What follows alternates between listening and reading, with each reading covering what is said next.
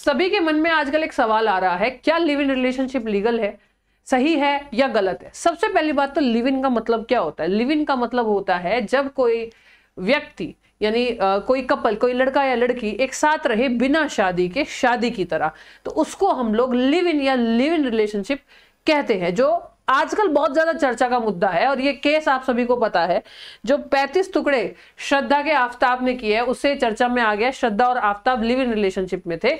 Society के अंदर 4 माले की बिल्डिंग या 5 माले की बिल्डिंग थी, किसी को पता ही नहीं क्या हुआ, ये रह रहे थे तो किसी को आपत्ति ही नहीं थी।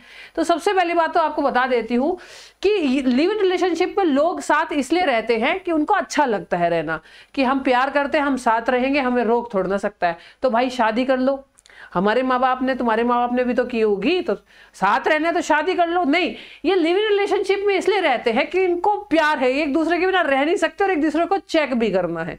ठीक है, ये चेक करना है कि डिवोर्स तो नहीं हो जाएगा। और लिव इन रिलेशनशिप को लेके इस तरह के कपल, इस तरह के जोड़ों के थोड़े अलग ख्याल होते हैं, जिनके बारे में हम सोच भी नहीं सकते।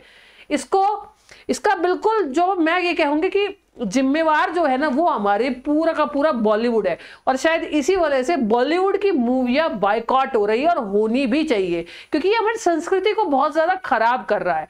अब जब श्रद्धा और आफ्ताब का केस आया तो लोगों के मन में ख्याल आया कि क्या ये लीगल है। तो सबसे पहली बात तो आपको बता देती हूं कि यस, ये लीगल है, लिव इन रिलेशनशिप लीगल है, लेकिन इसके लिए कोई नियम नहीं है, इसके लिए कोई लॉ नहीं है।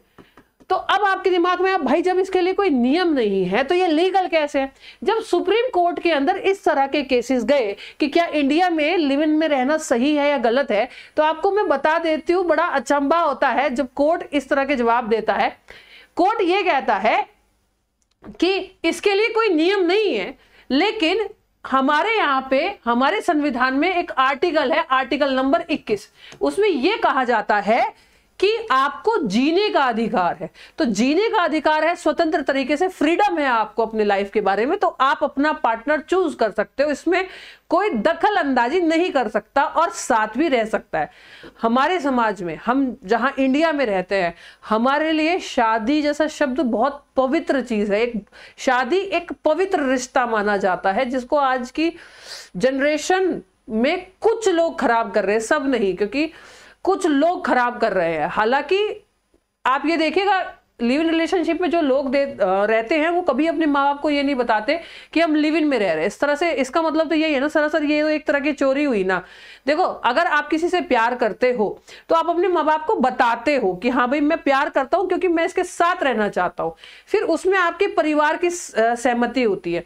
लिव इन रिलेशनशिप आजकल देखा जा रहा है, जो अभी केस भी आया है, कि बहुत ज्यादा क्राइम की तरफ भी जा रहा है और बहुत ज्यादा चीजों की तरफ जा रहा है, एक तरह से क्रिमिनल चीजें बहुत ज्यादा देखी जा रही है। देखिए, जब चाहे शादी लव मैरिज हो, चाहे शादी अरेंज मैरिज हो, ये आपका फैसला है।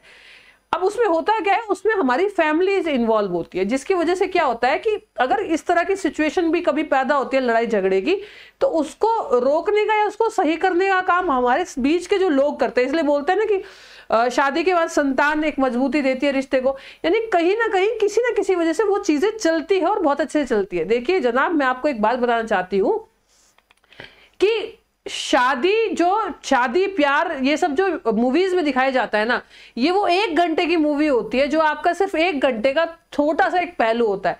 असली चीज तो शादी के बाद शुरू होती है। तो ये मत सोचिएगा कि आपने किसी से प्यार किया, या आपको कोई लड़की या लड़का पसंद आ गया, या आपके घर वालों ने शादी कर दी। नहीं, जीवन बहुत लंबा है, बहुत चीजें हैं, परिवार की जरूरत पड़ती है। इसीलिए लिव इन रिलेशनशिप जो है वो मैं बहुत ज्यादा बेहतर नहीं मानती हूँ। हाँ, एक केस ये आया था कि अगर लिव इन रिलेशनशिप में 2 लोग रहते हैं और उनका कोई बच्चा पैदा हो जाता है, तब क्या होगा। क्योंकि भाई इसके लिए कोई नियम तो है नहीं, भाई हिंदू मैरिज एक्ट होते हैं, ठीक है, हर एक एक्ट होते हैं हर मैरिज के, इसके लिए कोई नियम तो है नहीं, बस ये है कि जीने का अधिकार है तो आप साथ रह सकते हो, ठीक है। तो इसमें सुप्रीम कोर्ट कुछ कर ही नहीं सकता। लेकिन ऐसे में अगर उनका बच्चा पैदा हो जाए, तो ऐसे एक केस आया था, तो फिर सुप्रीम कोर्ट में उसने ये कहा था कि शादी के बिना अगर कोई रह रहा है और काफी लंबे समय से रह रहा है, उनकी संतान हो जाती है, तो दोनों का उस संतान पे हक है, माँ का ज्यादा है, और उस बच्चे का उस इंसान यानी उसके पिता तो उसे कहा जाता है ना जब शादी होती है, लेकिन हाँ भाई उसका बच्चा है तो पिता ही कहा जाएगा। तो उसकी पैतृक संपत्ति यानी उसकी जो जायदाद होगी, उस पे उस बच्चे का हक होगा, वो नाजायज नहीं कहलाया जाएगा। इस तरह के बहुत सारे केसेस अगर आप उठा के देखोगे, बहुत सारे केसेस है, लोग 50-50 साल से लिव इन में रह रहे हैं। ऐसा मॉडर्न सोसाइटी में होता है, क्योंकि मॉडर्न सोसाइटी में फ्लैट के सामने कौन है पता ही नहीं, तो इसलिए बहुत लोगों को पता ही नहीं होता कि रह कौन रहा है।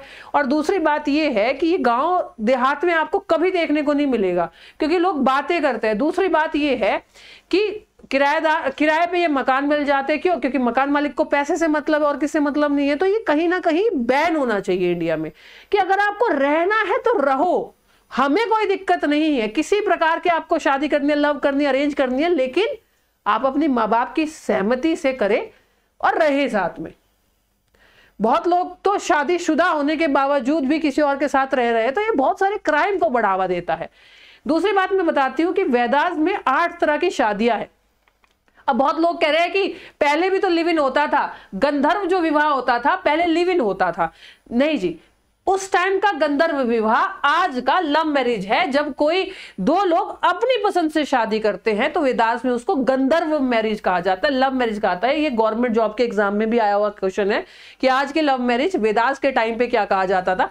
गंधर्व विवाह कहा जाता था। इस तरह के 8 तरह के विवाह हमारे यहाँ पे है। अब आप मुझे कमेंट करके बताइएगा, मतलब आप ही खुद देखिएगा, आप जिस जनरेशन में आपकी शादी होने वाली है, या कुछ लोगों के बच्चे होंगे, या कुछ लोगों के बच्चे बड़े हो चुके होंगे, आपको क्या लगता है कि लिव इन रिलेशनशिप हमारे इंडिया में बैन होना चाहिए, या उसके लिए कोई नियम होना चाहिए, या उसके लिए कोई लीगल फॉर्मेलिटी होनी चाहिए, या कोई अगर लिव इन में रहना चाहता है तो मतलब कोई एक पेरेंट या कोई एक गार्जियन कोई पेपर पे लिख के दे कि हाँ भाई ये लिव इन में रह रहे हैं, मैं इनकी गारंटी लेता हूं। क्योंकि जैसे आफ्ताब और श्रद्धा के केस में माँ बाप को पता ही नहीं था, पहले तो कि लिव इन में रहते हैं, फिर लिव इन में रह रहे थे, फिर उनका यही नहीं पता कि 6 महीने तक उनकी बेटी का अता पता नहीं था, 35 टुकड़े काट के फेंक दे। मतलब ये सब तमाम चीजों में कहीं ना कहीं माँ बाप इन्वॉल्व होने चाहिए, या कोई गार्जियन इन्वॉल्व होना चाहिए कि नहीं होना चाहिए? आपकी क्या राय है कि इस तरह की बॉलीवुड मूवीज को बैन करना चाहिए, या इसके लिए कोई लीगल केस आना चाहिए, या सुप्रीम कोर्ट में जो आर्टिकल नंबर 21 है कि भाई जीने का अधिकार है उसमें कुछ बदलाव होने चाहिए, या अगर कोई रह रहा है तो इन मकान मालिकिन या मकान मालिक को देखना चाहिए, या इस तरह की चीजों को बॉयकॉट करना चाहिए? आपकी क्या राय है? हम आज जनता की राय जानना चाहते हैं। मिलते हैं आप लोगों से जल्दी, तब तक के लिए thank you so much, bye bye all, love you all.